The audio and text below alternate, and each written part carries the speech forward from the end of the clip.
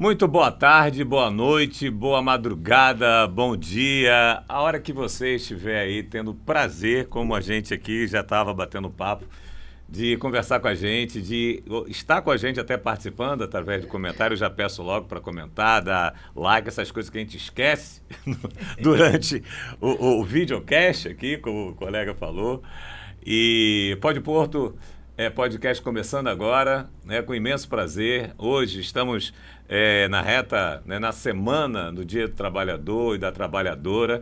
Né? Não é dia do trabalho, não, é do Dia do Trabalhador e Trabalhadora. É o dia de reflexão, da gente pensar em todos os trabalhadores, professores, aqueles que tombaram na luta. E a gente vai falar sobre isso, que também estamos aí às vésperas do júri, né, sobre o caso do nosso Álvaro, né, Elisnei. Semana que vem a gente vai ter aí o júri e então toda uma expectativa aqui. E além disso, a gente tem a oportunidade de conversar com uma líder sindical, né, da maior central do Brasil, da América Latina, e na Bahia. E a Bahia, tem a Bahia. Onde nasceu tudo. Bahia de Maringuela, Maria Filipa, Maria de Leni. E todas as Marias. Das Marias. E aqui a gente vai bater esse papo com a Verônica, com a Márcia Macedo, né, Moisés, né, e recebendo com todo carinho, a gente vai ter aí a oportunidade de ter esse bate-papo tão rico aqui no Pode Porto Podcast.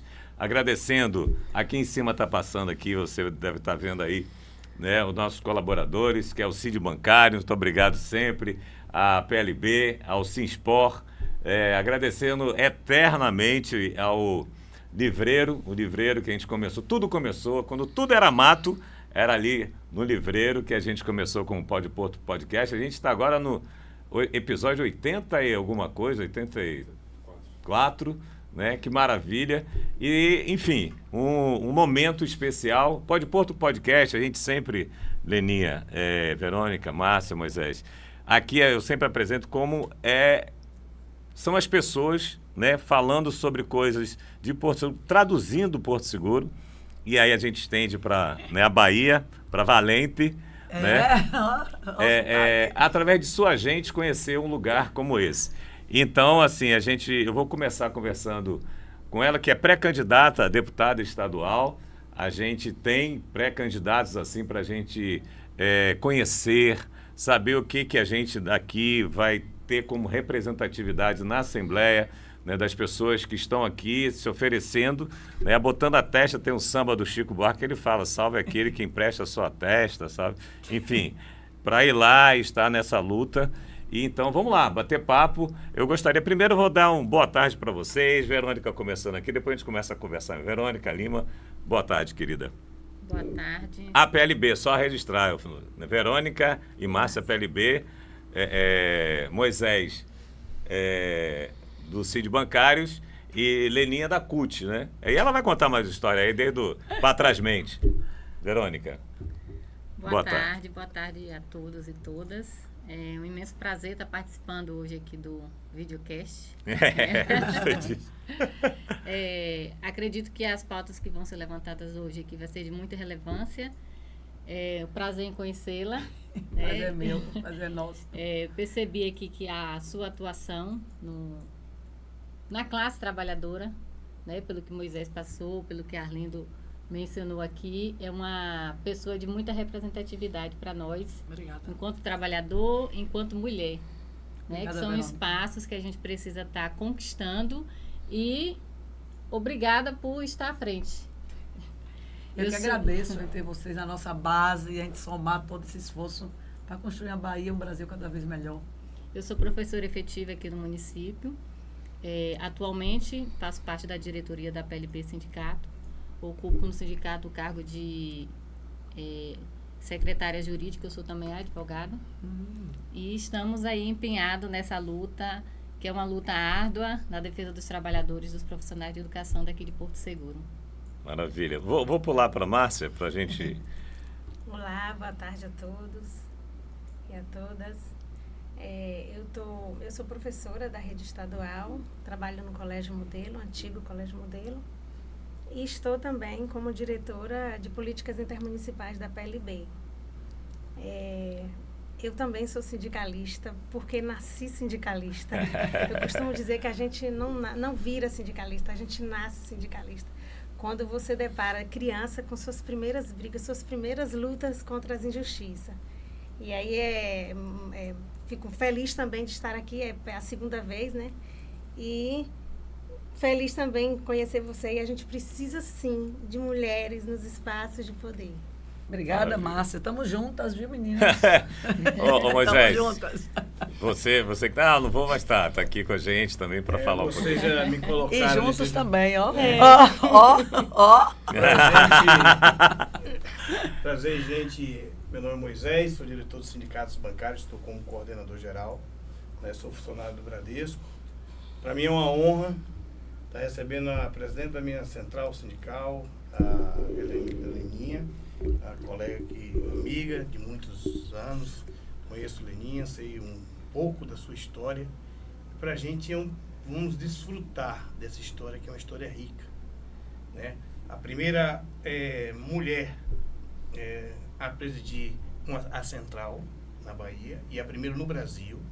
Então isso para a gente é uma honra. O Estado é uma honra, o Estado da Bahia é uma honra. E receber essa pessoa maravilhosa, que tem um coração, uma história linda que vocês vão poder desfrutar. E poder também desfrutar também das nossas pautas, né, da escala 6x1, que estamos aí, né, falar um pouco também sobre a questão do júri popular. E isso pra gente é importante. Eu espero que vocês possam desfrutar bastante desse podcast, porque vai ser rico. E quem vai, de fato, entender esse aí é quem puder participar e dar aquele like, porque é importante a riqueza da vez desse podcast. É isso aí. Olha, compartilhe. É importante aí ter esse compartilhamento. Não seja egoísta, porque não fique só para você, mande para todo mundo. E agora vamos lá, né, conversar diretamente, agradecer tremendamente você está aqui, Leninha. É só Leninha, né? Aí botar Maria Leninha Helena. Valente. Maria Madalena, ninguém sabe quem é. Madalena. Só os bastidores. Ontem eu perguntei, Maria Madalena, por Madalena. quê? Aí eu disse, tá me estranhando? Oliveira Filho, vou logo dar. Firmo. É firmo. É firme. É Firmeza, passar- é Ih, valente. firme, É valente, então tá é aí. firmeza. É valente e é firme. É firme. Rapaz, tem pedigree esse negócio. Hein? Que bom estar aqui. Então, Arlindo, muito obrigada aí pela oportunidade. Agradecer aqui a bancada maravilhosa. Feminina. E É isso aí. masculina também. É, Meus companheiros de luta e companheiras, Verônica, Márcia, Moisés. Te agradecer, de fato, por esse espaço que é de uma oportunidade ímpar, né? Pra gente que caminha essa Bahia aí, fazendo a política acontecer, os trabalhadores se organizarem, enfim. Então, eu já agradeço por esse momento, mas é que eu volto. E nós vamos ter outras vindas aqui. É isso. Como eu já vim recente, eu tive aqui numa atividade importante que foi do Conselho do Sistema S, o qual nós somos conselheiras, enfim. Agora eu estou licenciada da presidência da CUT, exatamente pela pré-candidatura, mas Porto Seguro, Teixeira de Freitas, Ilhéus, Eunápolis e qualquer outro município aqui da região tem também, claro, e deve ter cada vez mais a nossa atuação, a nossa participação na busca de organizar o nosso povo. Olha, vou dar logo um parênteses aqui, porque a gente é colega, viu? Leninha foi muito tempo em rádio, né? Fiz rádio muito tempo. Locutora também. Essa voz possante aí fica até fácil, né, Vi? Aí a gente vai conversar aqui, esse videocast vai assim, pode durar umas 4, 5 horas. Mas você tá com a voz boa, cara, limpa, e a gente já tá cansado da correria. Agora, sindicalista, esse negócio mesmo, até se descobrir, né, como pessoa que vai defender uma causa, que está à frente da causa. Eu falei dessa coisa da música, né, de mostrar sua testa, estar lá adiante. Nessa construção que é Leninha sindicalista, como é que foi esse processo, Leninha? É uma coisa natural, isso é de berço? Conta pra gente aí, pra gente saber como é que se deu essa presidente da CUT da Bahia. Então, acho que eu vou fazer das palavras de Márcia as minhas, né? A gente nasce sindicalista. Uhum. No momento em que a gente não aceita a injustiça, né? No momento em que a gente percebe que nós podemos mais, nós podemos buscar resolver os problemas daquelas que não têm, muitas vezes, como resolver. Nós temos muitas pessoas, né, que já passaram por nossas vidas e que passam por nossas vidas, que sozinhas elas não conseguem sair de um problema. E eu fiquei feliz que nós temos uma advogada, ó. Uma advogada, porque tantas causas nós temos, trabalhistas, previdenciárias, de direitos, de negação de direitos, e que cada um de nós aqui encara todos os dias nessa batalha e a gente se coloca à disposição para ajudar o povo. Perfeito. Então, a gente já nasce sendo contra as injustiças. Então, eu, pequenininha, de 6 anos, 5 anos, 6 anos de idade, mas a minha irmã, que já fazia movimento e não podia, porque era ditadura militar. Então, hoje, quando a gente ouve alguns jovens dizendo que quer a intervenção dos militares, que quer a volta da ditadura, essas pessoas não sabem nem o que estão falando. Porque naquele tempo, nós, década ali de 80, início de 80, que já era saindo da ditadura, na verdade. Mas, mesmo assim, a gente não podia fazer movimento de organização dos trabalhadores abertamente. Então, eu ia no carro do padre. O padre também? O padre vinha nos buscar, no fusquinha do padre. As comunidades de base que tivemos. Para fazer os trabalhos de comunidade de base. Teologia da libertação. Então, a gente organizou muito o movimento sindical por dentro da Igreja Católica, de uma ala da Igreja Católica. Principalmente quando eram padres estrangeiros, como se chamava, né? Padre que vinha de fora de outros países, que ajudava a gente a organizar. Então, eu ia dentro do fusquinha do padre, acompanhando minha irmã. E a gente dizia que ia para missa. Missa, coisa nenhuma. A gente ia organizar os trabalhadores. A gente ia para a comunidade sentar, reunir, discutir como era que ia organizar o sindicato, como era que a gente ia organizar a produção dos trabalhadores, como é que ia fazer que não tinha semente para plantar. Naquele tempo nem isso se tinha. Nem isso, porque no nosso caso específico, que eu moro, né, sempre morei no sertão e que chove uma vez no ano. Aqui já é um pouco mais diferente, quando a gente analisa o tamanho da Bahia, a geografia da Bahia, aqui nós já temos chuva mais permanente, né? Mas lá não, no meu território não. Às vezes chove uma vez no ano e o que planta não colhe. Então a gente vivia sem semente para plantar. E a gente ia buscar organizar os trabalhadores. E assim a gente foi organizando. Então a gente foi fazendo a Igreja Católica muito forte ali na base, na organização. A gente viveu dentro da Igreja Católica, tanto que hoje eu vivi a minha vida inteira, Arlindo, sem saber o que era uma festa. Eu não ia em festa. Hoje eu não sei dançar nem o forró direito, porque a gente viveu fazendo igreja, comunidade eclesial de base e sindicato. Então, quando tinha uma manifestação, por exemplo, 86, eu ainda jovem, né? Jovenzinha ali, Valdir Pires, ministro da Previdência, e lá estávamos nós, na praça ali de Nazaré, conselheiro Almeida Couto, me parece, Praça de Nazaré, fazendo reivindicação, ministro da Previdência atenda a nossa exigência, ou seja, 86, nós estamos em 2026. E a gente continua brigando com a Previdência para atender o nosso povo, a gente continua brigando para que o nosso povo tenha direito a ter um salário mínimo para sobreviver, ou seja, é toda uma luta, né? Que o sistema nos empurra e a gente tenta empurrar o sistema e a gente vai vivendo nessa luta permanente. Agora, essa liderança, essa força, né?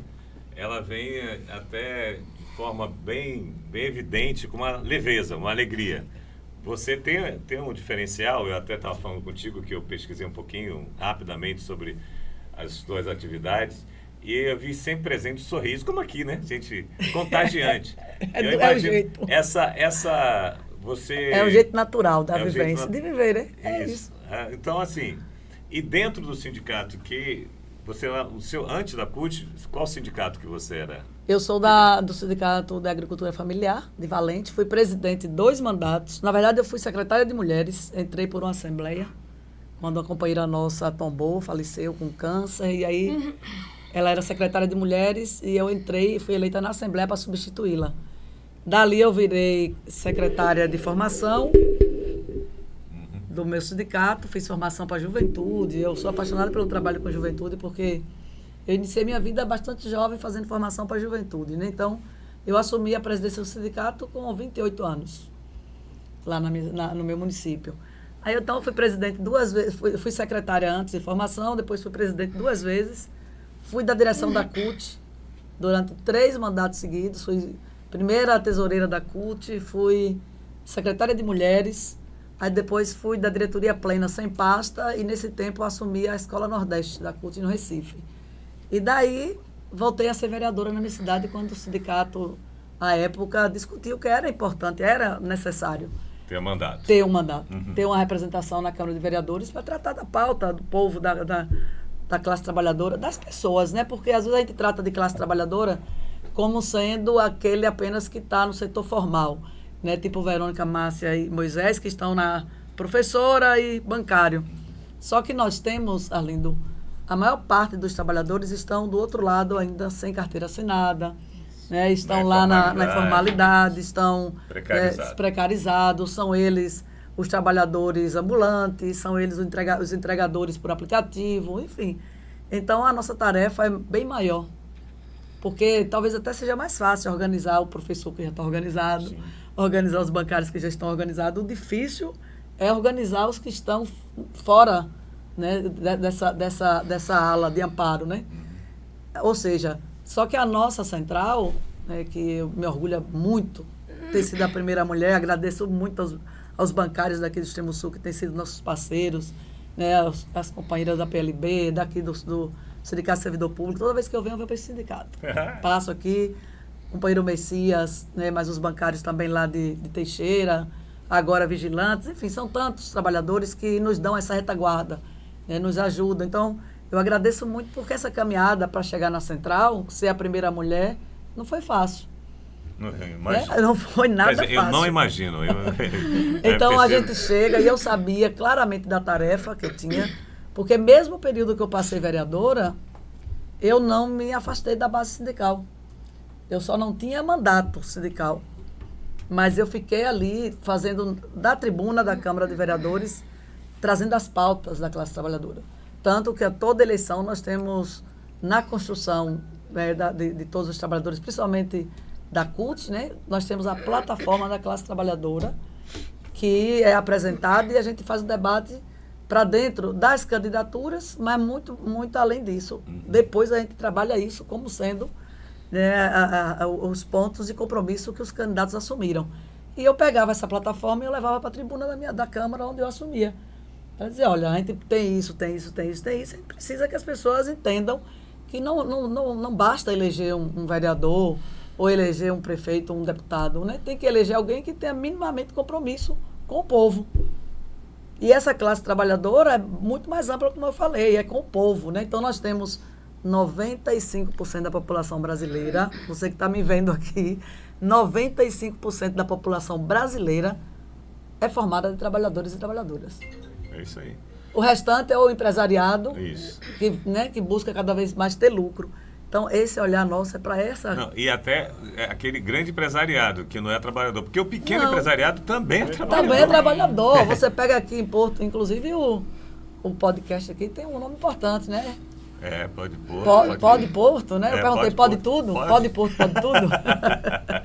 Então, aqui, o pequeno empresário, o médio empresário, às vezes a pessoa porque tem um supermercado, que emprega ali 10 pessoas, e se falar de empresário, ele já acha que está mexendo com ele. Isso. Ah, está mexendo comigo. Não, você é um pequeno empresário. Nós estamos falando aqui daqueles 2%, 98% é trabalhador, e você se inclui. Porque se você não cuidar da sua empresa pequena, quebra. E não vai ser, depois a gente vai discutir, não vai ser o que nós vamos estar tratando daqui a pouco, o fim da escala, que vai quebrar a sua empresa, não. Né? Não é isso. Então, você precisa só se entender como trabalhador, num outro patamar, mas é um trabalhador. Não tenha dúvida. Então, nós estamos tratando de 2% que detém a riqueza do país inteiro. E faz o que quer ter. O país tão desigual assim. Exatamente. Gente passando fome e gente ganhando muito concentrado, a riqueza concentrada em 2%. Em 2%. Agora, uma coisa fundamental, Leninha, e aqui vocês, é a questão do que é sindicato, né? Quando você se dedica ao coletivo, em detrimento até você talvez poderia ter uma vida privada, a sua vida privada, o investimento, quase carreira. Que a gente não tem mais, né? Pois é, aí você passa a dedicar elas, no caso, doutora Verônica, Márcia, Moisés, você, a trabalhar pelo coletivo, que sindicalismo é coletivo. Defina um pouquinho, até mesmo porque muitas pessoas, a gente perdeu esse referencial do que é juntar força. Né? Saber que a gente, com essa união, é que a gente pode realmente construir aí o trabalhador, para brigar e lutar pelos benefícios disso. Olha, numa história de um país escravagista, né, de 400 anos de escravidão, a luta é permanente. Então, como é que é? Traduz um pouquinho o que é ser sindicalista. Olha, tem uma dinâmica, né, Moisés, que a gente sempre fazia no processo formativo, e a igreja fazia muito isso também, que é você pegar uma varinha só e quebrar fácil. Você Isso. pega a segunda, já não é tão fácil, a terceira não é fácil, quando você junta 10, você já não consegue quebrar. Você precisa usar outro método, né? Então, a gente utiliza isso para dizer o que é sindicato, no sentido de que é a unidade, a união da categoria, do povo, para não deixar ser esmagado pelo capital. Obviamente que eu sempre digo, eu não quero as empresas, né, os donos das empresas, com a empresa falida sem poder empregar meu povo. E eu dizia isso ao nosso presidente lá da FIEB, doutor Carlos Henrique, na reunião, eu dizia, não, doutor, usando a palavra, eu dizia, o empresariado aqui tem que entender que nós queremos a empresa forte. Nós queremos uma empresa forte. Nós queremos um Estado forte. Um Estado que a empresa, o setor empresarial, possa gerar postos de trabalho. Agora, o que nós não queremos e não podemos permitir é que o empresariado esmague o nosso trabalhador. Ele precisa entender que o trabalhador é um colaborador dele da empresa, que sem o trabalhador ele não vai ter a riqueza que ele tem, que é a empresa dele. Então, o sindicato nada é mais do que a força desse conjunto dos trabalhadores. O trabalhador sozinho não vai conseguir chegar lá e dizer ao patrão que ele quer tal benefício. Não vai ter. O sindicato é o instrumento de defesa do trabalhador. O sindicato é o instrumento de força do trabalhador, que na unidade vai, né, chegar sendo respeitado, porque a lei existe, né, e garante o direito do sindicato de representação. O sindicato vai chegar e vai tratar com o patrão de igual para igual para ajustar a pauta da classe trabalhadora, para resolver os problemas que estão atingindo os trabalhadores, que o trabalhador só não consegue. É isso aí. Aí, até diante dessa situação de pensar o coletivo, a gente agora tem os desafios recentes, a gente falou da precarização, né, da situação do trabalhador, dessa reforma trabalhista, que foi um ataque, não é reforma, um ataque... Contra a reforma, né? Isso, a reforma é para isso. ficar bonitinho. Isso. Desarruma. Até nisso, né? Até na qualificação fica complicado. E aí, então, essa semana mesmo, a gente está aí para o dia 1º, né, de maio, e é uma luta, né, essa coisa do trabalhador está sempre buscando o seu direito. Às vezes cansa. Até nisso, eu ia fazer outra pergunta. Mas assim, até essa coisa mesmo, né? Tem que renovar as energias sempre, né? E eu estou realmente impressionado pela tua leveza, tua alegria, e é muito bom, eu imagino elas assim, se refletindo quanto elas, assim, na luta. Mas tem hora que dá um baque. Isso, para você, como é que é essa coisa dos momentos assim... Poxa, olha, tá duro, tá difícil. Às vezes fica difícil, né? Às vezes endurece, e às vezes a gente entende que é um jogo, né? Assim, a gente vive num jogo terrível, porque é uma luta de queda de braço. Eu costumo também usar isso, gente. Nós estamos de um lado, o capital contra o trabalho, e nós vamos estar o tempo todo. Nós queremos garantir minimamente a nossa vida, a nossa dignidade, os nossos direitos, e o capital por si só vai querer ampliar cada vez mais o lucro deles, né? Então, a gente vive nesse dilema o tempo inteiro. A minha função, a minha tarefa é me colocar para resolver a vida do povo, para ajudar a resolver a vida dos nossos trabalhadores. E isso aí eu não tenho dúvida. Se precisar ir às últimas consequências, a gente vai. Mas hoje eu aprendi... Gostei disso. Se precisar ir para a guerra... A gente vai.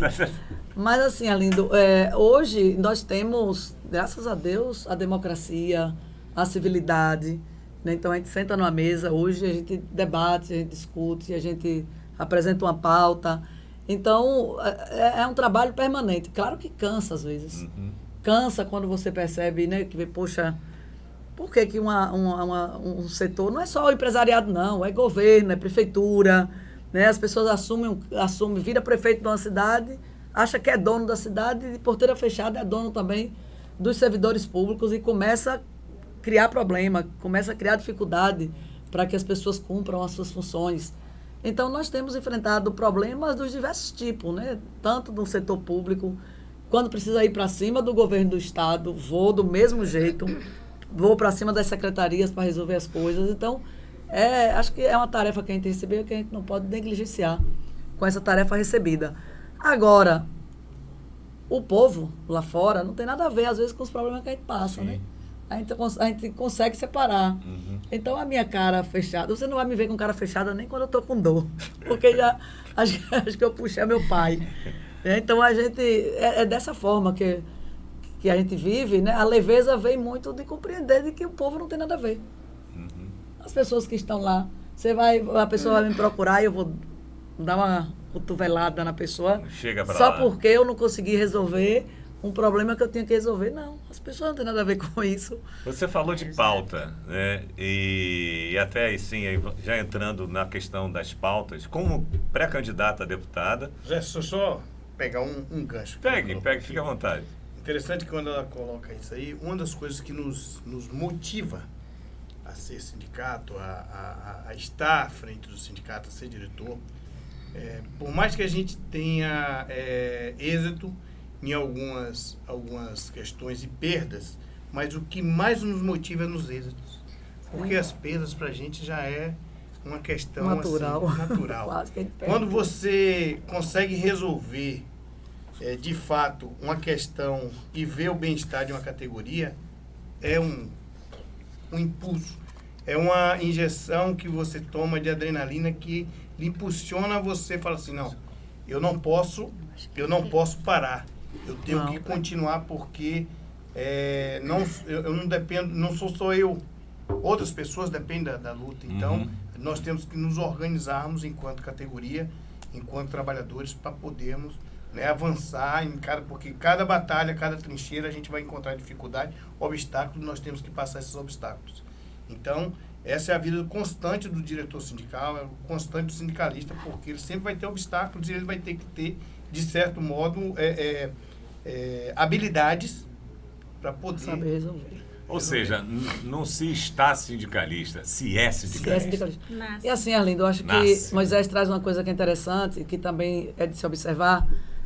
Nos anos 90 para cá, principalmente nós da Central, a CUT, né, CUT Nacional, nós somos CUT Nacional e as 27 centrais dos estados. Então a gente segue uma linha e nós tratamos o movimento sindical e definimos como o sindicato cidadão. É o sindicato que ele não olha só para o umbigo. O sindicato cidadão é aquele que não está preocupado só com a categoria. Sentou na mesa, resolveu a situação aqui, negociou com a prefeitura, fez um bom acordo coletivo, tipo assim, né? Que a gente está lutando pelo acordo coletivo ainda, pela negociação, né? Que é uma pauta nacional, a negociação por serviço público. Que hoje é o plano de carreira, que atinge muitas vezes Aqui nós temos 2 sindicatos, né? A gente tem a PLB, isso, e tem o sindicato servidor público, né? Servidor público municipal.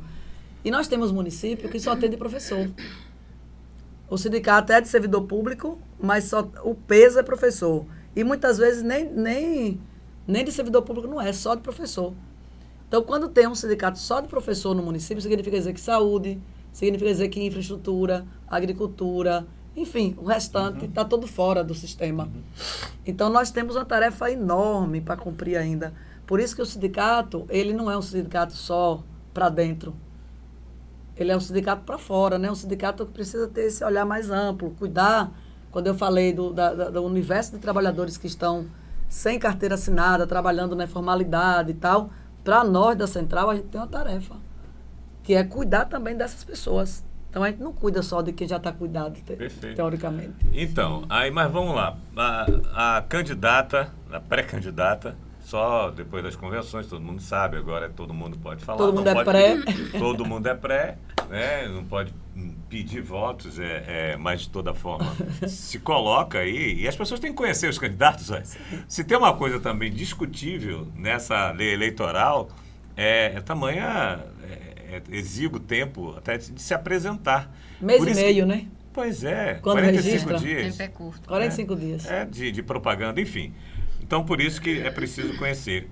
O que a Leninha, né, pré-candidata, tem, e já tem uma trajetória, é tipo assim, tem nos serviços prestados aqui, já vem coloca a dizer sobre essas questões, né, da pauta, o que você entende? Até para aproveitar as demandas que a gente tem dos trabalhadores agora, na semana do Dia do Trabalhador e da Trabalhadora. Olha, nós temos, né, como se diz, muitas pautas a serem tratadas, muitas. Eu costumo dizer que imagine que nós temos, no caso do nosso partido, menos ainda 3 mulheres na Assembleia Legislativa da Bahia.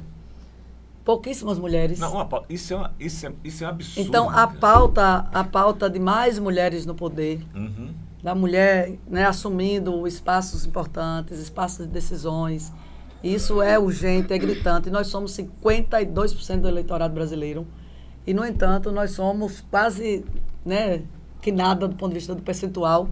Então, a gente fica brigando, lutando por tudo, por todas as pautas. Tudo quando se fala de mulher, tudo é política. Tudo é política. Então, essa pauta de mais mulheres no poder é uma pauta que eu assumo, que eu quero assumir, sendo eleita, continuar assumindo. A pauta dos serviços públicos, porque eu entendo o serviço público em 2 vertentes. Uma que é de garantia dos direitos, porque direito você não retroage, você não perde, né? Você pode até retroagir se for para ganhar, né? Assim, eu tenho uma lei lá atrás que me dá direito, então eu vou querer ir lá atrás para ter mais direito.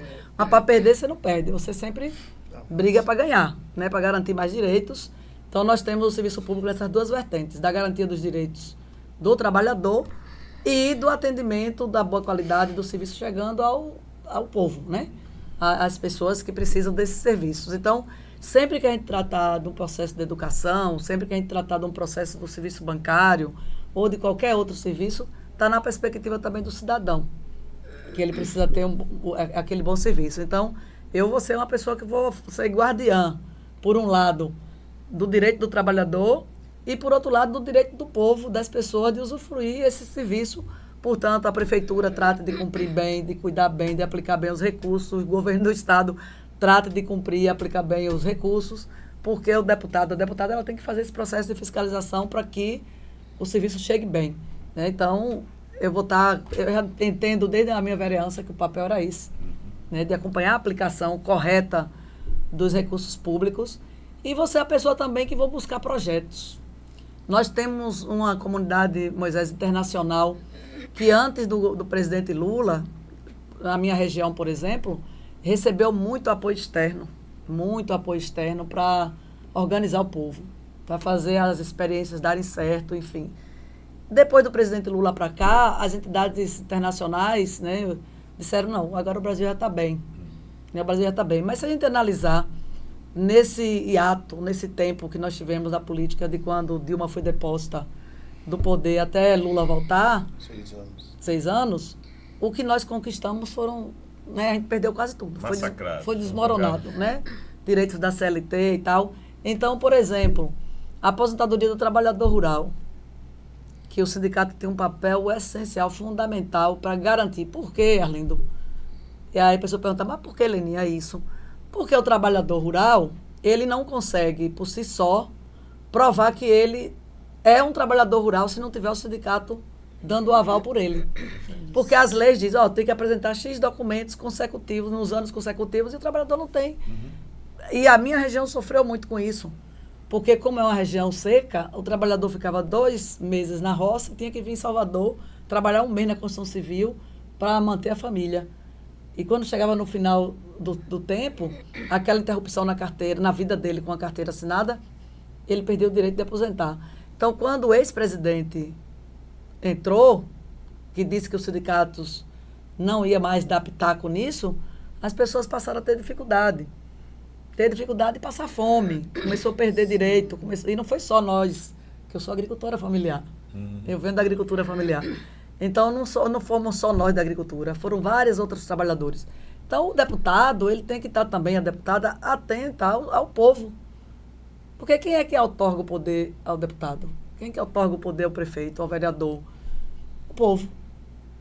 Perfeito. É o povo. E é o destinatário do servidor então, se também. você entra para não cuidar de gente, não entre, porque vai ser melhor que você não entre se você não quiser se indispor a cuidar de gente. Porque a nossa missão é essa. Sobre pauta também, é claro que a representatividade de gênero, no momento em que o país está enfrentando muita misoginia, Porto Seguro ostenta, infelizmente, índices graves De violência de contra a violência mulher. contra a mulher. A gente vê aí os Red Pills agora, fazendo até cursos aí de ator, e para ser homem, e isso é toda uma cadeia de violência, né, que a mulher vem sofrendo em termos geral, simbólico, físico, está sendo Psicológico, assassinado. patrimonial. enfim. Como é que você imagina carregar essa pauta também no poder político eletivo? Olha, hoje nós temos alguns aparelhos de Estado, né? A gente tem a Lei Maria da Penha, a gente tem as DEANs, a gente tem Salvador, tem a casa de abrigo da mulher, enfim, tem vários. A gente precisa fechar o cerco. Né? Fechar o cerco é fazer com que a lei funcione, com que os aparelhos de Estado funcionem. Né? E a gente precisa criar oportunidade também para as mulheres. Tem um programa de governo de Estado, né? É um projeto, porque não estava dentro do programa de governo de Estado lá atrás, entra agora no próximo, que é o Selo Lilás, que é da Secretaria de Mulheres do Estado. É um trabalho excelente, porque as empresas que aderem ao programa do Selo Lilás, elas passam a ter incentivo fiscal e elas têm por obrigação a empregar mulheres, a garantir que a mulher tenha um espaço no trabalho. Então, quando a mulher é violentada e ela é resgatada pelo Estado para um abrigo, passa ali um período, não vai manter ela ali enclausurada o tempo todo. Ela tem que voltar para o seio da família, da sociedade. Aí nós vamos ter várias experiências. Agora o homem com a tornozeleira. Bom, dependendo da distância, ele mata do mesmo jeito. Sim. Né? Dependendo da distância, ele mata do mesmo jeito. Então, nós temos que ter oportunidade de trabalho para as mulheres. A mulher violentada, se ela não tiver do que sobreviver, ela vai voltar para o marido. Porque ela tem filhos. A dependência econômica. A dependência econômica, mesmo ela arrasada psicologicamente, ela vai sempre, né, com o emocional acabado, ela vai sempre lembrar dos filhos. Meus filhos não têm do que sobreviver, eu vou ter que voltar para casa. Então, nós temos que pensar em gerar, em criar oportunidade de trabalho, de renda para as mulheres. Já é feito no governo do Estado. Sábado mesmo eu estava na feira linda da Economia Solidária, né, do programa Elas que Produzem, edital, Elas que Produzem, Elas à frente do governo também do Estado, lá em Dias d'Ávila. Então, tem várias experiências. Por que não? Fico pensando, por que não? Como o agronegócio exporta, vende para tantos outros países, porque os nossos produtos, o que a gente produz com tanto carinho, com qualidade, a gente também não exporta? Por que não ter uma agência que comercializa os nossos produtos para outros países? E também, antes disso, o financiamento, né? Porque financiamento, porque hoje nós já temos alguns financiamentos e tem produção. Mas o financiamento para o agronegócio, o financiamento Plano Safra é bilionário. Gritante. Então tem que mexer nessa estrutura, viu, amigo? Isso, é a Tem que mexer nessa prioridade, estrutura. né? Isso aí é importante. Vai ter para o agro? Vai. É importante na balança comercial? Sim. É. A gente quer prejuízo para eles? Não, mas a gente também quer espaço para nós. Uhum. E as mulheres produzem muito. Olha, se vocês... Aí já chamo para visitar o meu Instagram. Entre lá no @LeniaValente. Comercial. Momento comercial. Comercial. Entre lá, @LeniaValente. Curtam, compartilhem. Vejam a nossa feira do sábado. Vejam Aonde? Em Valente? Dias d'Ávila. Dias d'Ávila. É da nossa feira, porque eu estava... É do instituto que a gente também atua e que eu estava... Como é o nome do instituto? O Instituto Social Bahia Viva. Nós vamos realizar mais uma lá em Valente, tem mais 3 para a gente fazer, enfim. São experiências que a gente vai desenvolvendo para melhorar a vida do povo. Então, se você puxar, der um zoom no material que está postado aqui, você vai ver a qualidade dos produtos que as mulheres produzem. Então, a gente coloca a feira e fica aparecendo muitas vezes que a gente colocou ali só para expor. A pessoa vem aí, às vezes uma vende, 10 não vende nada, porque o povo não valoriza ainda.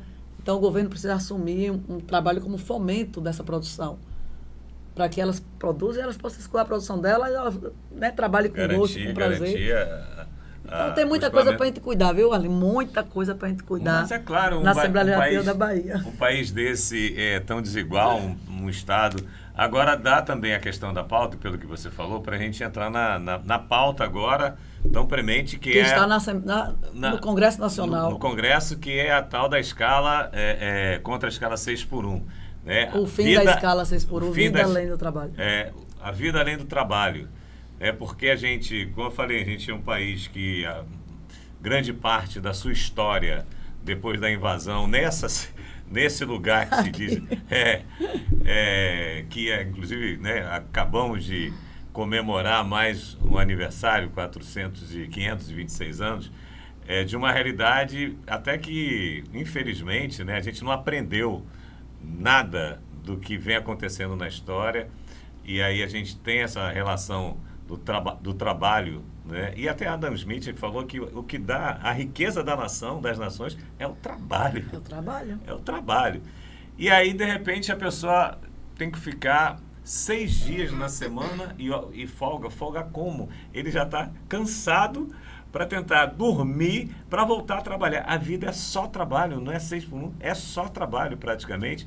E a grande pauta hoje que não é de agora, que fique registrado. Já vem de muito tempo. Já vem de tempo, inclusive o próprio senador do PT, né, que já tinha, deputado, que já vinha com essa pauta. Há uma discussão que não é de hoje, mas agora ganhou força. E você também, é claro, a CUT, né, está nessa, e a CUT é fundamental nessa luta. E como é que você vê essa pauta aí? Que esperança você tem de a gente mudar e fazer você falou do povo, né, de um povo melhor, mais feliz? Então, só para registrar, você traz corretamente, é uma pauta que já vem há muito tempo. A própria Central já trabalhava em alguns congressos nossos, né, Moisés? Há alguns congressos nossos que a gente trazia a redução da jornada de trabalho sem redução do salário. Sim. E quando agora ganhou essa força, né, o fim da escala 6x1, que parece que é uma outra coisa, mas não é a mesma, porém com um detalhe, que é quando a gente trata a redução da jornada de trabalho sem redução de salário, para a diferença do fim da escala 6x1, que começou sendo debatida e tal, até aprimorar num projeto de lei, que era, eu posso pegar o trabalhador, né, condensar as horas de trabalho das 44, como foram, né, foi feito na Argentina, foi feito em outros países, eu posso pegar, que é pior ainda, né, porque lá de fato aumentou. Ela aumentou. Né, aumentou. A jornada diária. Então tinha isso quando dizia, o fim da escala 6x1, é só eu não trabalhar o sábado? Tipo, né, é só não trabalhar o sábado? Não é só não trabalhar o sábado, é não mexer no salário. Uhum. Né? É reduzir a carga horária. E não aumentar a carga, a jornada durante a semana. E não aumentar. Então, essa carga horária, e aí isso gerou um debate, né? Porque tinha, a princípio, algumas pessoas foram simpáticas, porque quando o capital ele se reinventa, sabe, Arlindo? Ele se reinventa, é impressionante, né? Então, quando você pensa, está tendo uma crise nos Estados Unidos, a crise de 2008, que Lula disse que era uma marolinha. Então, quando tem uma crise do capital, rapidamente ele vai buscar uma forma, ele vai inventar uma guerra, ele vai inventar alguma coisa para ele ter lucro. Então, quando a gente trabalhou o fim da escala, a redução da jornada de trabalho sem redução de salário, é compreendendo que é para reduzir realmente, não mexer no salário das pessoas, as pessoas terem vida além do trabalho. Então, alguns empresários gostaram no início, não. A gente pega as 4 horas do sábado, distribui durante a semana, coloca 1 hora a mais durante a semana e está tudo lindo. E o povo vai ter... Não. E aí, quando a gente... Não é isso. Pelo contrário, não é isso. É como as pessoas, de fato, né, ter uma carga horária menor, um peso menor de trabalho, as pessoas ter a saúde mental melhor, a saúde física melhor. Quando é que uma mulher vai fazer um preventivo na vida? Uma mulher que trabalha. Quando é que o homem vai fazer um exame da próstata, ou se já estiver na idade, se for jovem, tanto jovem infartando, gente com 20 anos infartando. Quando é que a pessoa vai ter tempo de fazer um check-up na saúde? Quando que a família, já que se trabalha pela família, os defensores né? da família no discurso, quando que a família vai parar para cuidar dos filhos, pai, mãe, filho? Ou se não tiver pai e mãe, porque a família hoje também está, né, às vezes tem só a mãe solo, são milhares no Brasil, que só a mãe que cuida dos filhos, que tem que trabalhar a semana toda, cuidar de filho, cuidar da educação, cuidar da saúde, cuidar disso. Então, é o empresariado entender, é isso que está em jogo, que o ser humano não é máquina, né? É uma pessoa, é um ser humano, que ele, cuidado, né, com a saúde em dia, satisfeito, ele vai produzir o que ele não consegue produzir cansado. E o nosso empresariado, que não são todos, né? Tem muita gente que... Mas tem uma parte do empresariado, principalmente os que são maiores, né? Que tem essa coisa do lucro, a ganância do lucro. Compreender, né? Ter uma cabeça melhor, é de que não é tudo sobre dinheiro. Perfeito. Não é tudo sobre dinheiro. Então, como é que a gente vai ter uma família equilibrada, uma sociedade equilibrada? Né? Se a pessoa não tem tempo de parar um dia para ver o que é que os filhos estão fazendo em casa. E nessa pauta você está bem à vontade porque você é do sindicato. Você A defesa o tempo inteiro nossa.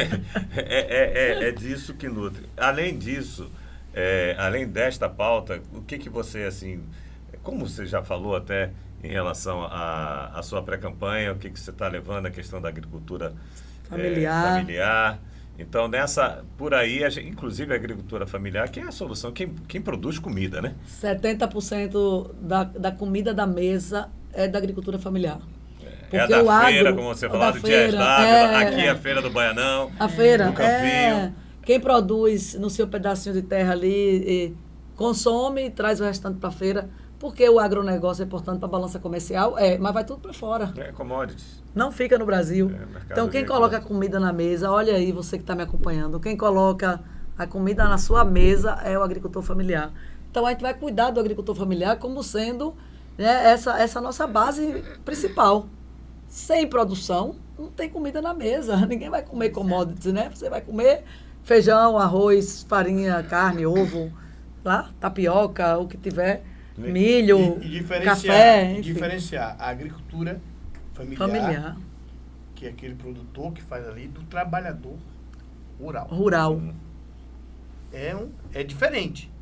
O trabalhador rural é uma categoria e a agricultura familiar é outra. Ele o trabalhador rural é o que está na empresa, na fazenda, né? O que está na fazenda, muitas vezes até nem legalizado, mas está na fazenda, trabalhando, abertamente falando, pelo salário. A gente está vendo aí casos e casos de trabalho análogo à escravidão, que a gente atua nisso também. A CUT compõe, né, o Conselho do Trabalho no governo do Estado, e a gente saiu montando os comitês, né, os fóruns espalhados Brasil, Bahia fora, e fazendo resgate de trabalhador sendo escravizado. Então, a gente atua nessa linha, são muitos temas, viu, amigo? Muito tema. Tem muita coisa. Muita pauta para a gente cuidar. Mas eu queria já começar a entrar, até como um trabalhador, né? A gente perdeu em 2009 2 trabalhadores da educação em Porto Seguro. Né? Foram assassinados, você sabe, um pouco, enfim, conhece a história, não tem como, o Brasil ficou sabendo diante da repercussão. Aqueles que estavam ali na luta, inclusive, eu me lembro que na época eu trabalhava na Câmara e me lembro de Álvaro, principalmente indo lá nas batalhas. Na época estava um debate muito grande sobre a questão da educação em Porto Seguro, e a gente está às vésperas, né, como falei logo no início, do júri. Elas representam a PLB. A PLB vai levar, só de Porto Seguro já tem 3 ônibus para ir lá para Itabuna. O júri saiu daqui por uma questão, foi uma decisão judicial pela contaminação, segundo, né, o juiz, que poderia exercer, o júri sendo aqui, contaminação em comoção social. Então, foi levado para Itabuna. Mas as pessoas precisam ir lá, né, até porque há uma catarse nisso. Né? Eu acho que não só os familiares, mas os companheiros de luta, né, carregam esse episódio na alma, né? E aí, então, como é que você poderia, né, o que você poderia falar diante do que aconteceu, o que você espera agora nesse momento, né? Todo o trâmite processual, direito de defesa, ampla defesa. Nossa doutora sabe, às vezes a nossa justiça, infelizmente, é muito morosa, né? Muito morosa. Enfim, esse caso aí do assassinato dos professores, Elisnei e Álvaro Henrique, e agora o júri. A senhora vai estar lá? Sim. Como não está, vou estar. Dia 4, na segunda-feira, eu devo chegar amanhã à noite em Salvador. Tenho o 1º de maio, né? Eu tenho uma agenda intensa. Vou à Feira de Santana, no 1º de maio, após o ato de Salvador, vou a Candeias, vou circular, e final de semana também com a agenda, mas eu retorno para para Itabuna na segunda-feira, né, para acompanhar o júri. Devo ficar mais um dia ou dois também na região. E esse é um momento, assim, talvez o ápice, né, da importância do movimento, porque nós, assim, foi um ato que chocou todo mundo. Chocou, porque a gente já viu acontecer muito isso na ocupação de terra, né? Como está conflito, acontecendo, viu, Leniane? Exatamente. Aqui em Porto Seguro, muita gente está morrendo, principalmente a questão de agrária. Agrária, então um isso caos. que se arrasta há anos no Brasil, né? Desde Eldorado dos Carajás, enfim. E a gente via isso acontecer, mas na classe de professores, de trabalhadores formal e tudo, isso não é tão comum. Não é tão comum. Então, a gente vai estar lá e esperando justiça, né? Esperando que os culpados sejam punidos, no rigor da lei, cumpram. Não vai devolver a vida dos nossos companheiros.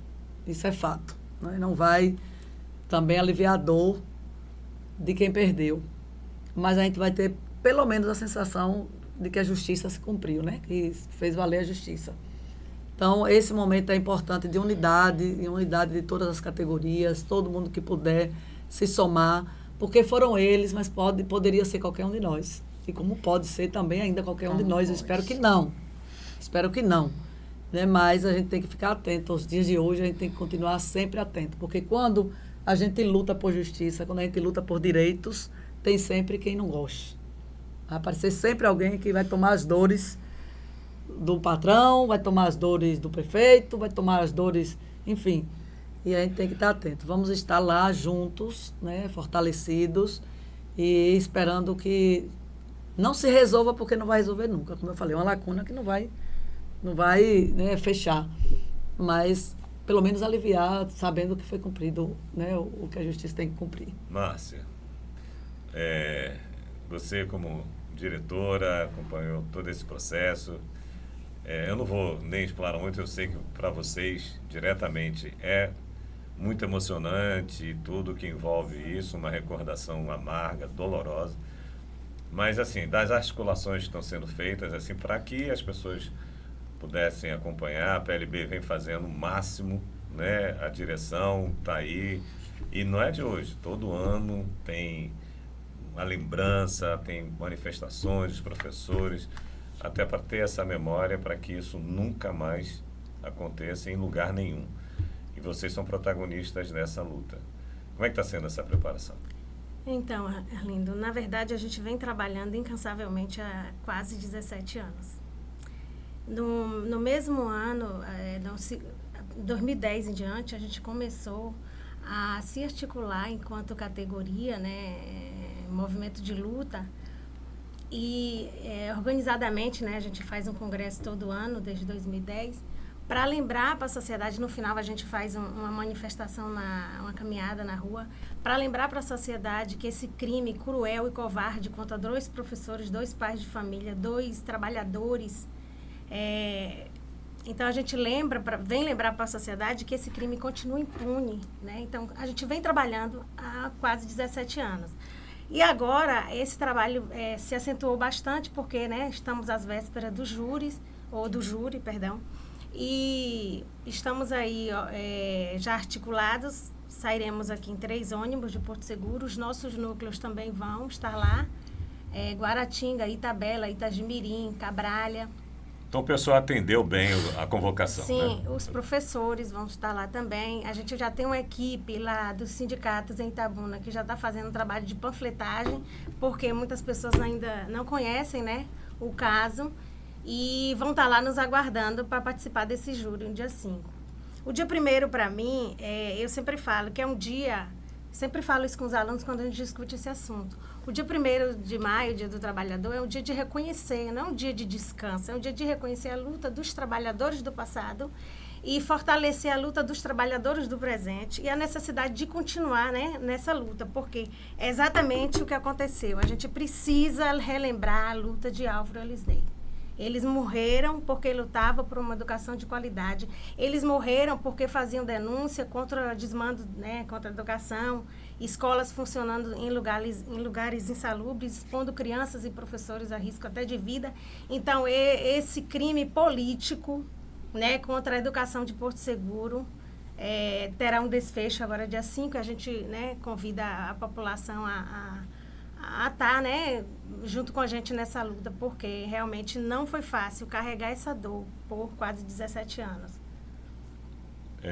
Verônica, até nesse aspecto jurídico, né, não vou ser cruel também de ficar perguntando sobre detalhes de todo o processo, mas demorou, né? Demorou bastante. Tivemos aqui, Leninha, teve uma decisão, um juiz aqui, que ele até deixou a comarca, depois ficou, aí tem todas umas circunstâncias assim que fizeram com que 17 anos passaram e a gente agora, né, teremos esse julgamento. O que você espera, assim, um pouco da justiça, né, do todo o trâmite judicial que isso impôs?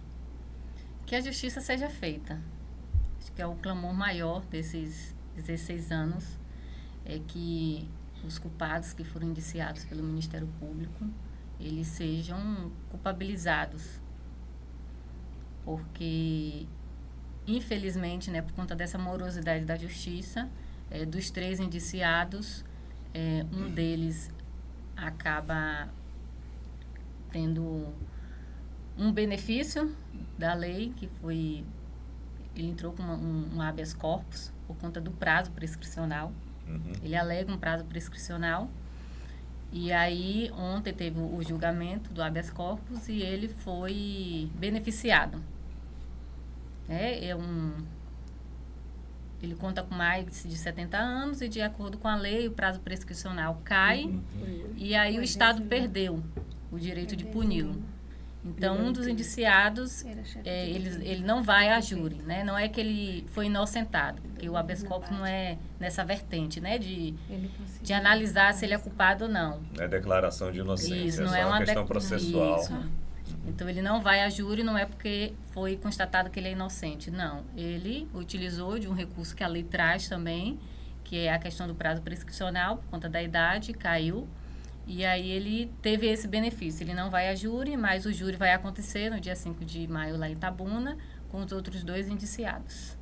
E a gente acredita na justiça, apesar dessa morosidade toda, a gente acredita que a justiça seja feita.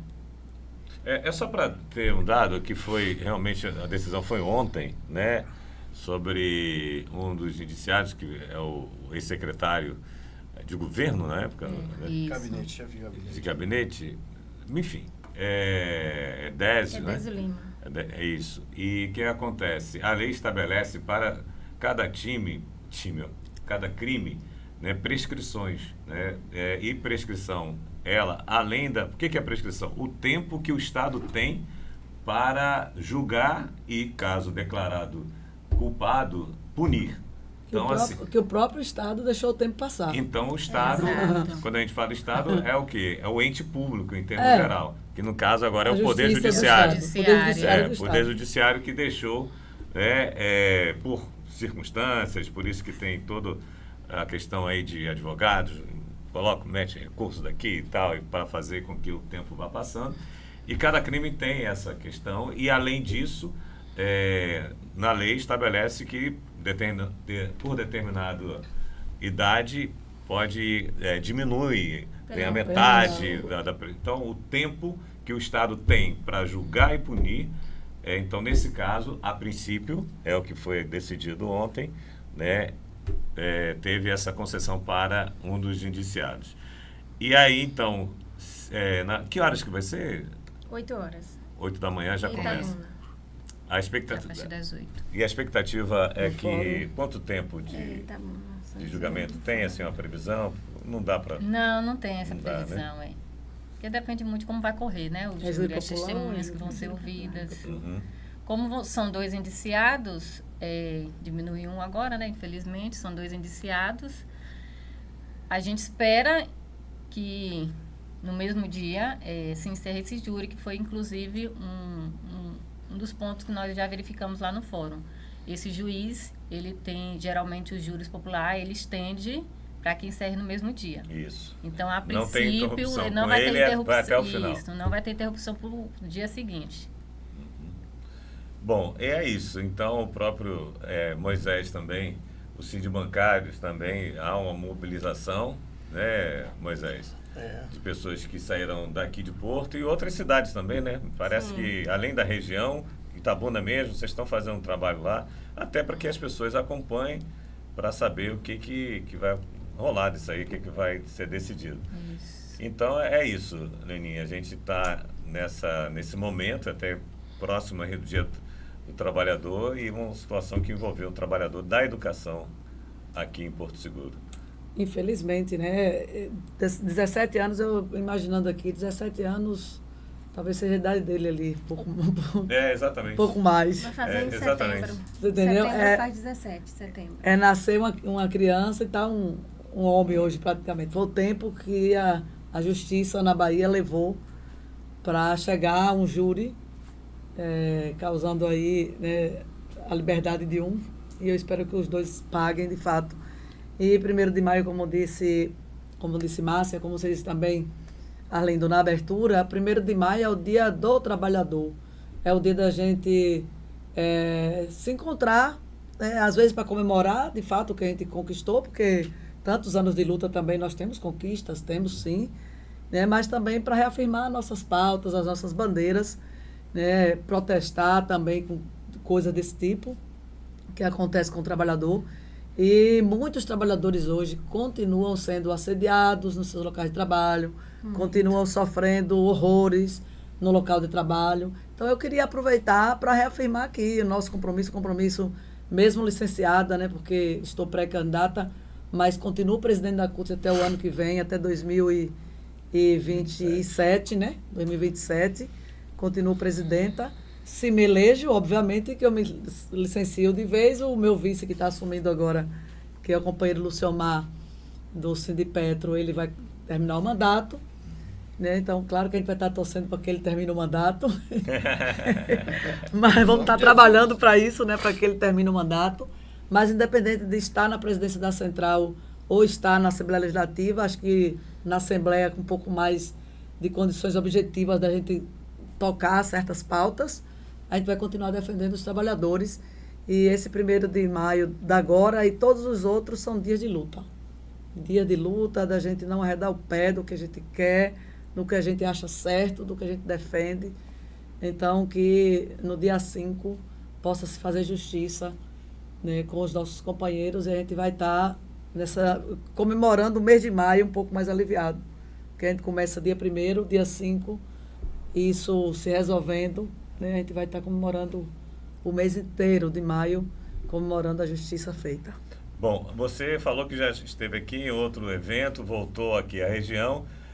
Você já falou da sua agenda aí agora esse final de semana e até dia 5 lá em Itabuna. Mas, e o retorno a Porto, como é que tá a sua agenda? Como é que você está pensando? Tem um pessoal que está aqui contigo? Esse povo aqui é que manda em mim, viu? Se disser assim, olha, precisa voltar tal dia para aqui, para ali, a gente vai se organizar. Como eu falei, a nossa pré-candidatura de estado inteiro, as pessoas dizem, mas como assim? Pois é, você vem lá do sertão, tá aqui no estou Extremo aqui, Sul. estava em Teixeira, aí estou lá em Luiz Eduardo Magalhães, estou lá em Taboca do Brejo Velho, enfim, vou estar. Estou lá em Juazeiro da Bahia, estou em tudo quanto é canto, enfim. Os 417 municípios. 417 municípios, porque a gente tem um apoio das nossas organizações de base, né? Sindicatos que são de base estadual, de base regional, enfim, do povo, né? do nosso povo, da base social. Salvador, eu penso que a gente vai chegar, eu estava dizendo para Moisés, vamos chegar ali, Arlindo, com quase todos os bairros de Salvador, quando concluir, chegar o período da eleição. Nós vamos ter presença em quase todos os bairros de Salvador. Então, aquela campanha de gastar sapato mesmo. Gastar sapato, entrar onde as pessoas não entram. Preparem vocês aí. A equipe aí já sabe. Tá aqui, então, tem uma parte aqui, a outra está lá em Salvador. Tem claro, lá, pelo cuidando. jeito, tem que revezar com você. Eu estou aqui, eu estava no final de semana numa agenda, eles estavam em outra agenda. Uhum. Quando olhar o Instagram, você vai ver assessoria em tal agenda. Então, a gente vai estar, né, correndo trecho, porque a pré-candidatura e posterior à candidatura é, de fato, do Estado. Não é uma candidatura que vai dizer assim, eu vou ficar só em 2 ou 3 territórios. Não. Porque se eu tenho um apoio de uma categoria tipo bancários que atuam em vários municípios, se disser assim, precisa ir ali, eu vou ter que ir. né? Professores que é de vários municípios, eu vou ter que ir. Vigilantes, 357 cidades, eu vou ter que ir. Obviamente que o tempo é curto, a gente tenta casar a agenda, né? Casar a agenda. Então, não vou demorar de voltar, porque já ficaram outras pautas para a gente cuidar. Ontem mesmo em Teixeira, a gente já criou a nossa estratégia de atuação. E eu devo voltar em junho, por aqui de novo, quando vamos inaugurar uma experiência lá em Teixeira da agricultura familiar. Então, a gente aproveita e já faz também uma outra agenda de vários municípios. Maravilha. Então, assim, eu agradeço tremendamente, imensamente, né, por você. Eu que agradeço nesse momento aqui tão importante. As minhas companheiras. Confesso assim que é contagiante, né, o seu carisma, a sua alegria, e é bom diante de todas as questões aí sensíveis, graves, e ainda assim a gente precisa enfrentar. A vida é isso, é o desafio a cada dia que a gente vive com tantas coisas, né, Moisés, que a gente até sabe que nos dá aquela balada, mas a gente vai nos martiriza ali, e que o seu sorriso, né, ele se estenda, né, a toda a Bahia, no sentido até da gente melhorar esse estado em termos geral, né, que a gente precisa muito, tem um passivo muito grande, né, a gente sabe, depois de ter todo um coronelismo aí que a gente enfrentou durante muito tempo, é muita coisa para resolver, e espero que a gente consiga ter representatividade feminina na Assembleia, sempre fundamental. Assim, a gente precisa das mulheres no poder, não tenha dúvida. É a grande transformação, a grande revolução. Para você que nos acompanhou até agora, você que está aí também nas redes sociais da Leninha, né, que bom estarmos aqui e vamos aí contagiar com essas informações, com essa luta, né, pelo coletivo, um pelo outro mesmo. E aí eu agradeço demais a todos aí ligados. Compartilhe nesse vídeo, né? Como é? Videocast, né? Podcast virou videocast também. É um podcast, como vai ser repostado, ele vira um videocast. Isso, então a gente vai exibir, mas eu queria que cada uma de vocês, né, se despedisse falando, né, começar pelo lado direito. do que o coração, a mente está querendo falar agora, dia trabalhador. Deixa eu falar que eu também sou trabalhador. E vou logo aproveitando, aí depois vocês ficam à vontade, que a gente siga na luta, tem muita coisa para a gente enfrentar, a gente tem aí o dia da trabalhadora e trabalhador para a gente refletir muito, a gente tem aqui uma realidade de Porto Seguro, que a gente traz muita gente para vir para cá, a gente teve a crise da vassoura de bruxa, essa cidade saiu de 30 mil para 180, 200 mil habitantes, não atende todo mundo, é uma reserva de mão de obra em Porto Seguro muito cruel até, que faz com que as pessoas ocupem espaços totalmente sem condições alguma, né, de pavimentação, de humana, né? A gente precisa, como trabalhador, você que está no hotel, você que está aí nos atacadões da vida, supermercado, no comércio em termos geral, tem que ter salário melhor, tem que ter escala que dê para você viver. Leni, aqui, o trabalhador que mora, por exemplo, num bairro aqui próximo, ainda longe, Porto Seguro tudo é perto, né? Mas o custo para sair de um bairro tipo Frei Calixto, que é um complexo, mas lá o João Carlos, né, que fica 5 quilômetros, e olha lá da praia, não pode, porque o custo, a mobilidade urbana em Porto Seguro é uma tragédia, entendeu? E afeta mais quem? As mulheres. As mulheres. Porque que cuidam da família, da prole, que fica... É a questão do cuidado, né, que a mulher sempre enfrenta, e acaba que até o lazer ela pouco tem, e a gente tem gatilhos abertos, a gente sabe disso, que às vezes até a própria violência demanda para cima da mulher de um lugar que não oferece absolutamente nada para ter uma situação razoável de vida, humana que seja. Então a gente está num processo de vencer ainda, porque inclusive até para já terminando como trabalhador agora, não estou nem como entrevistador, a gente recebeu a galera da vassoura de bruxa, né, que era um regime de semi-escravidão, ou escravidão. Então tem muita gente que veio para cá nesse sentido.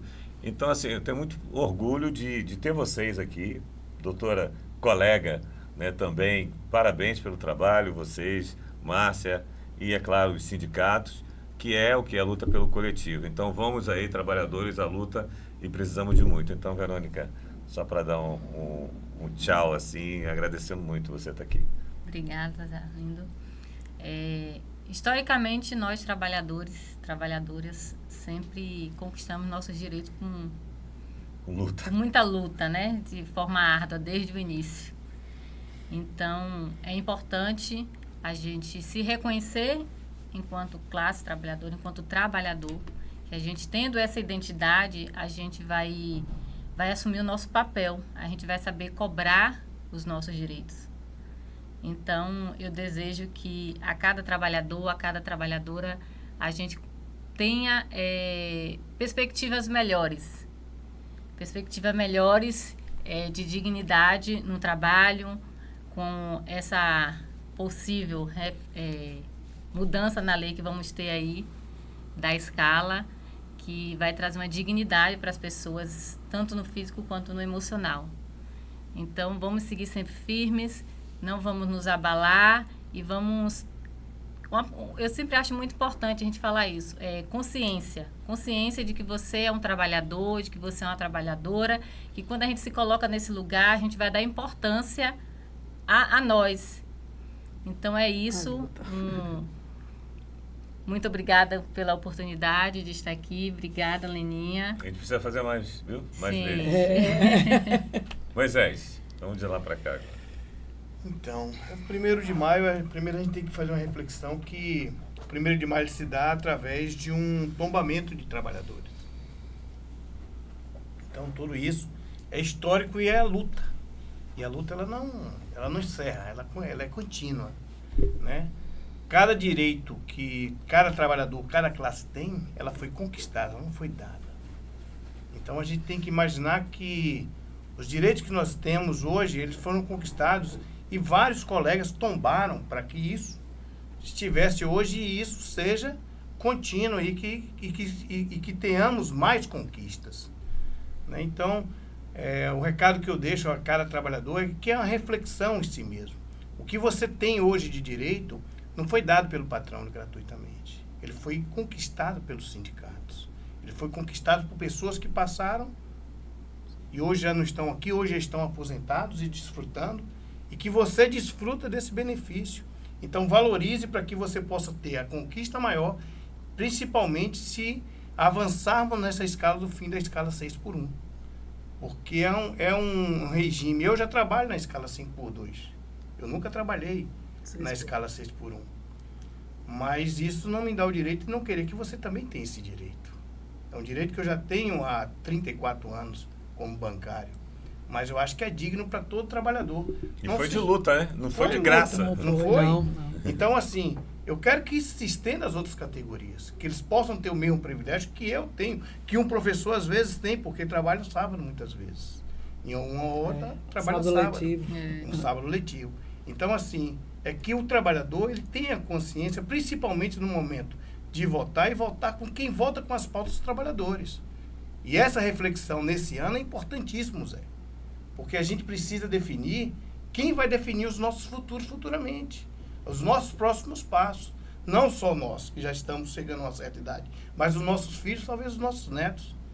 E aí a importância do trabalhador, ele ter a consciência na questão do seu voto. Já que você falou em certa idade, a gente lutar pela aposentadoria também, que a gente está perdendo isso, né, Previdência? É muita luta. Que a gente tem, ou seja, a gente vai ter que lutar a gente que tenha pelo menos a dignidade de se aposentar, né? Mas essa é a reflexão que eu deixo para os trabalhadores. É assim, lembrar que o Dia do Trabalhador sempre vai ser um dia para lembrar que nós temos esse Dia do Trabalhador por pessoas que tombaram lutando pelos seus direitos. Então, é a reflexão que sempre vai ficar. Você tem que sempre estar refletindo o direito que você tem, alguém tombou para que ele existisse. Ele não foi dado gratuitamente. Então, uma reflexão para todo trabalhador, principalmente esse ano, que é um ano importantíssimo, né, na eleição de pessoas que votam exatamente as pautas trabalhistas. Não votam contra ela, votam a favor das pautas trabalhistas. Então, a dignidade nossa vai a partir daí. Então, essa é a reflexão que eu deixo a todo trabalhador no dia 1º. Márcia, e aí, minha amiga? Obrigado por você mais uma vez aqui. Também a gente precisa fazer com frequência. Não vem me acusar, não, viu? Ela fica brigando com o Moisés. Ela me pega de cima. Ainda briguei com ele. Então, primeiro, Mas foi bom. agradecer, né, uma participação com os colegas, conhecer a companheira de luta. E para o trabalhador, eu gostaria de dizer o seguinte. Na década de 80... Chega mais perto do microfone, que eu acho até legal a gente... Na década de 80, em Chicago, nos Estados Unidos, uma manifestação de trabalhadores conseguiu reunir 300, se não me engano, 340, foi 360 mil trabalhadores. A partir daí foi quando se começou a pensar no primeiro, né, o Dia do Trabalhador surgiu a partir daí. Então, não existe nenhuma conquista sem um movimento unificado, um movimento de luta coletiva. Então, é preciso, minha mensagem, é preciso pensar coletivamente, é preciso ter consciência de luta, ter consciência de classe, ter consciência política. Eu costumo dizer que quando o trabalhador e o rico voltam na mesma pessoa, alguém não entendeu o seu lugar. Então, é preciso refletir sobre quem me representa no Congresso, quem me representa no Senado, quem me enxerga como trabalhador, como um ser de luta na presidência. Quem, em algum momento, ou na maioria das vezes, cita o trabalhador e faz projetos em função dos trabalhadores. Então, é a partir daí que a gente vota. É primeiro se perguntar quem luta por mim, quem defende o trabalhador. É a partir daí que a gente deve escolher os nossos governantes. O deputado federal, o deputado estadual, o senador, e o governador e presidente. E prefeito e vereadores. E prefeito e vereadores também. E começa 2021 na base. está chegando aí. Exatamente. Leninha, prazer novamente imenso. Muito obrigado. Olha. Né? Tamo juntos. Show de bola, viu? E boa pré-campanha, depois campanha, e presidência da CUT, que é a central sindical, porque ela não se dá, né, só pelo, eu sou presidente de um sindicato. Não é que seja mais ou menos, estou dizendo, mas a força de ser da CUT, de ser uma central, é muito interessante ver uma mulher, né, à frente, levando tudo que representa, né, a imagem e trabalho.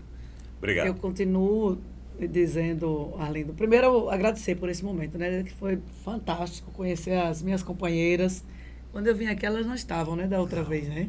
Não. E é bom que tem muita gente, né? Vai chegando mais gente, vai chegando mais gente. Então, agradecer por essa bancada aqui fantástica, companheiro Moisés, que já nos acompanha há muito tempo.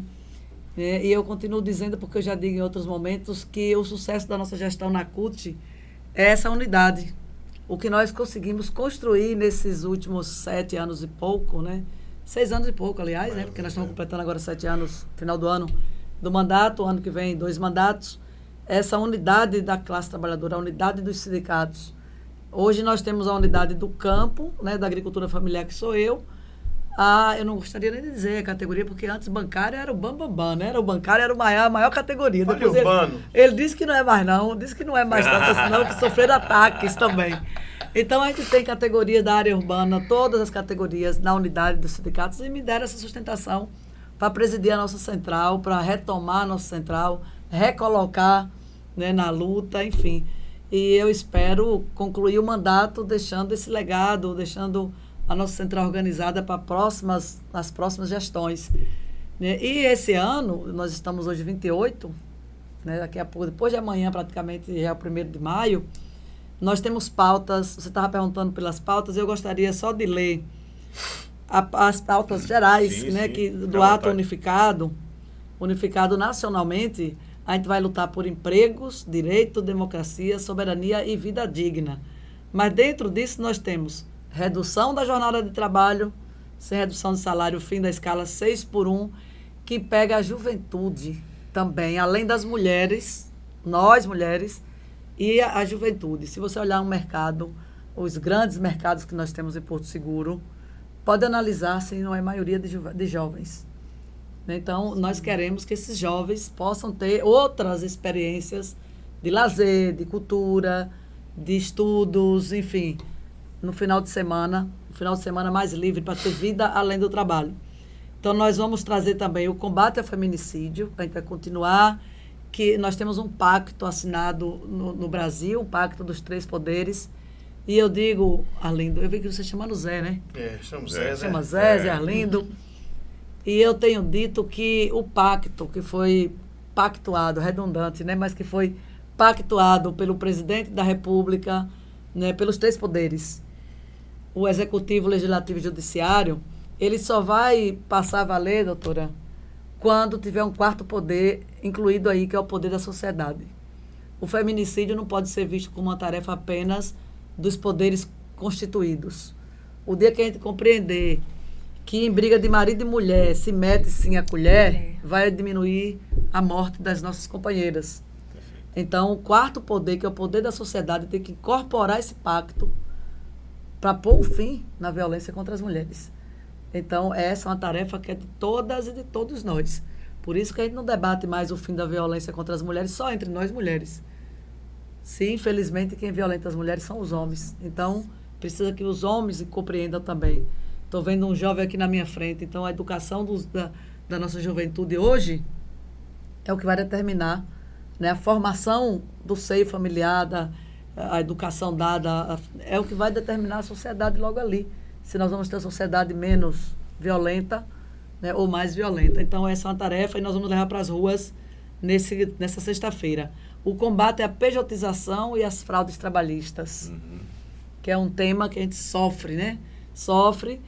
E agora, imagine todo o trabalhador em si, aí põe um fim na nossa luta, se a pejotização passar a valer. Põe um fim na nossa luta, acaba o movimento sindical.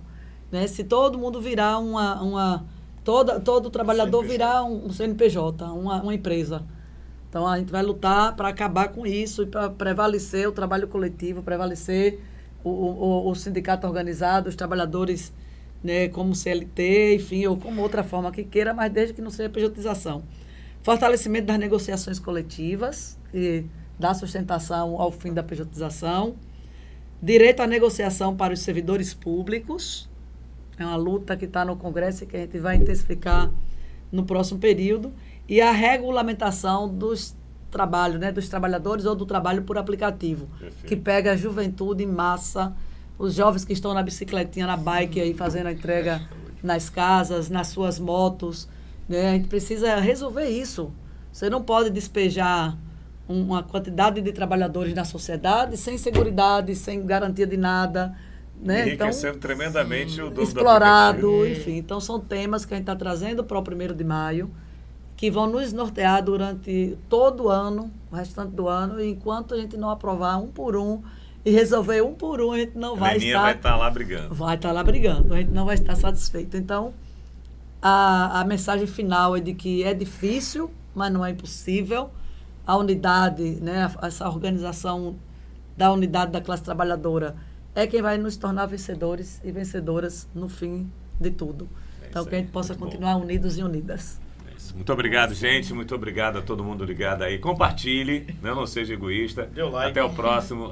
Deu like. Deu obrigado. like. Deu like. E siga o Instagram, nos acompanha. Isso. Acompanha Arroba o que, Leninha? Arroba Leninha Valente. Siga lá, compartilhe, curta. A juventude que nos acompanha, o professor, o trabalhador, enfim. Tem muita coisa aí para você se informar de tudo isso aqui e muito mais. Um abraço, até a próxima. Tchau.